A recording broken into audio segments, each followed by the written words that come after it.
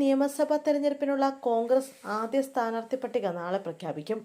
32 സ്ഥാനാർത്ഥികളെയാണ് നാളെ പ്രഖ്യാപിക്കുക. രണ്ടാം പട്ടിക ബുധനാഴ്ച പ്രഖ്യാപിക്കും. 26 ദിവസത്തിനുള്ളിൽ കേരളത്തിലെ ദുർഭരണം അവസാനിക്കുമെന്ന് AICC general secretary KC Venugopal പറഞ്ഞു. പ്രചരണത്തിന് വളരെ കുറച്ച് ദിവസമേ ലഭിക്കുന്നുള്ളൂ. തെരഞ്ഞെടുപ്പ് കമ്മീഷൻ സാധാരണയിൽ നിന്ന് വ്യത്യസ്തമായാണ് തീരുമാനിച്ചതെന്നും അദ്ദേഹം പറഞ്ഞു.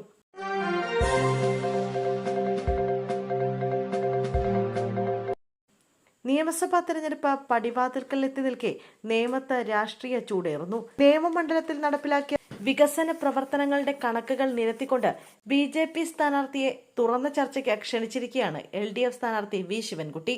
LDF സർക്കാർ മണ്ഡലത്തിൽ നടപ്പിലാക്കിയ അടിസ്ഥാന സൗകര്യ വികസനം, വിദ്യാഭ്യാസ ആരോഗ്യ രംഗത്തെ മാറ്റങ്ങൾ എന്നിവ അദ്ദേഹം എണ്ണി പറഞ്ഞു. ഫേസ്ബുക്ക് പോസ്റ്റിലൂടെയായിരുന്നു ശിവൻകുട്ടിയുടെ പ്രതികരണം.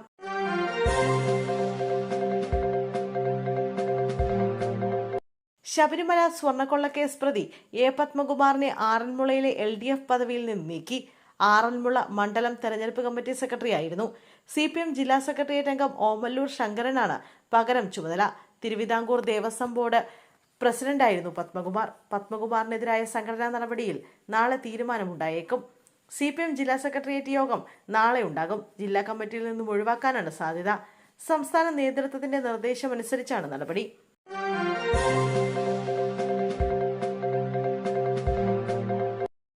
രമ്യ ഹരിദാസിനെ ചിറയൻകീഴിൽ കോൺഗ്രസ് സ്ഥാനാർത്ഥിയായി മത്സരിപ്പിക്കാനുള്ള നീക്കത്തിനെതിരെ പ്രതിഷേധം. ഇതേ തുടർന്ന് പ്രവർത്തകർ KPCC പ്രസിഡന്റ് സണ്ണി ജോസഫിന്റെയും രമ്യ ഹരിദാസിന്റെയും കോലം കത്തിച്ചു. കഠിനംകുളം പഞ്ചായത്ത് ഓഫീസിന്റെ പരിസരത്തായിരുന്നു പ്രതിഷേധം.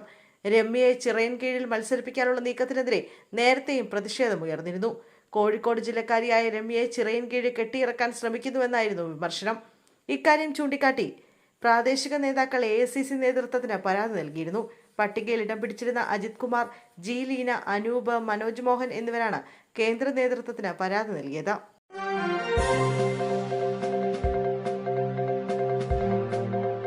ഇടുക്കി തൂക്കുപാലത്ത് യുവാവിനെ കുത്തിക്കൊലപ്പെടുത്തി. 50 ഏക്കർ സ്വദേശി രതീഷ് ചന്ദ്രനാണ് കൊല്ലപ്പെട്ടത്. ആക്രമണം തടയാൻ ശ്രമിച്ച 2 പേർക്ക് പരിക്കേറ്റു. സംഭവവുമായി ബന്ധപ്പെട്ട് ഇയാളുടെ ബന്ധുവായ അനൂപ് വിശ്വനാഥിനെ പോലീസ് കസ്റ്റഡിയിലെടുത്തിട്ടുണ്ട്. ഇന്ന് വൈകിട്ട് 7 മണിയോടെയാണ് സംഭവം നടന്നത്. തൂക്കുപാലം ടൗണിൽ വെച്ച് രതീഷും സുഹൃത്തുക്കളും സഞ്ചരിച്ചിരുന്ന ഓട്ടോ തടഞ്ഞു നിർത്തി അനൂപ് ആക്രമണം നടത്തുകയായിരുന്നു. വാഹനത്തിലുണ്ടായിരുന്ന രതീഷിനെ പലതവണ അനൂപ് കുത്തി. ഗുരുതരമായി പരിക്കേറ്റ രതീഷിനെ ഉടൻ തന്നെ നെടുങ്കണ്ടത്തെ സ്വകാര്യ ആശുപത്രിയിൽ എത്തിച്ചെങ്കിലും മരണം സംഭവിച്ചിരുന്നു.